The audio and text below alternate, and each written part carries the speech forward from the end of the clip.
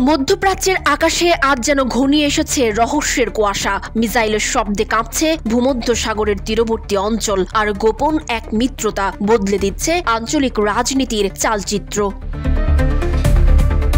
এবার Iran Israel উত্তেজনার আগুনে যেন নতুন করে ঘি ঢালছে চীন ও রাশিয়া। দুই দেশের পাল্টাপাল্টি হামলায় করা হচ্ছে নতুন সমীকরণ। কেননা ইরান ইসরায়েল সংঘাতের মাঝপথে এবার সরাসরি নাম লেখালো দুই পরাশক্তি চীন ও রাশিয়া। প্রশ্ন একটাই, এই সমীকরণে কি দাঁড়াচ্ছে বিশ্বের নিরাপত্তা মানচিত্র?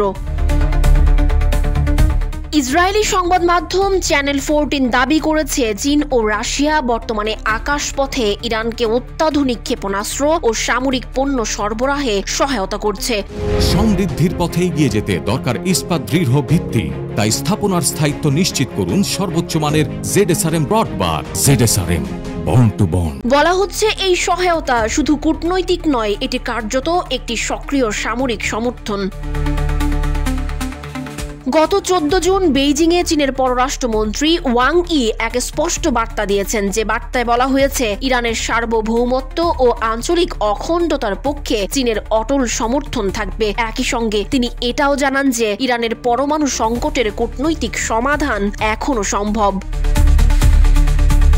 এদিকে ওয়াল স্ট্রিট জার্নালের প্রতিবেদন অনুযায়ী ইরান চীন থেকে হাজার হাজার টন ব্যালিস্টিক মিসাইল উপাদান অর্ডার করেছে। ধারণা করা হচ্ছে এটি ইরানের সামরিক সক্ষমতা পুনর্গঠনের অংশ, বিশেষ করে যখন পরমাণু আলোচনা অনিশ্চয়তার মুখে। এই পরিস্থিতিতে যুক্তরাষ্ট্র গত 6 জুন ইরানের সঙ্গে সংশ্লিষ্ট 10 ব্যক্তি ও 7 প্রতিষ্ঠানের ওপর আর্থিক নিষেধাজ্ঞা আরোপ করেছে। নিষেধাজ্ঞার আওতায় হংকং ভিত্তিক কয়েকটি কোম্পানিও রয়েছে, যেগুলোর বিরুদ্ধে ইরানকে প্রযুক্তিগত সহায়তা দেওয়ার অভিযোগ রয়েছে।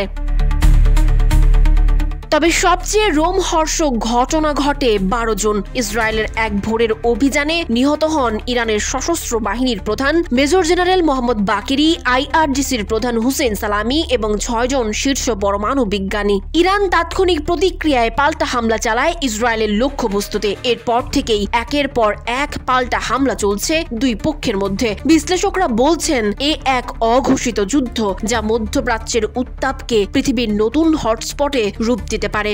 এখন প্রশ্ন হলো, চীন ও রাশিয়ার সরাসরি সহায়তা কি কেবল সমর্থন, নাকি এটি বৃহত্তর কোনো সংঘাতের সুতো?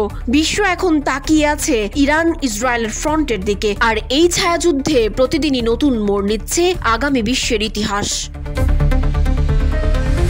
সানজিদা আফরিন, সোনিয়া, রূপালী, বাংলাদেশ।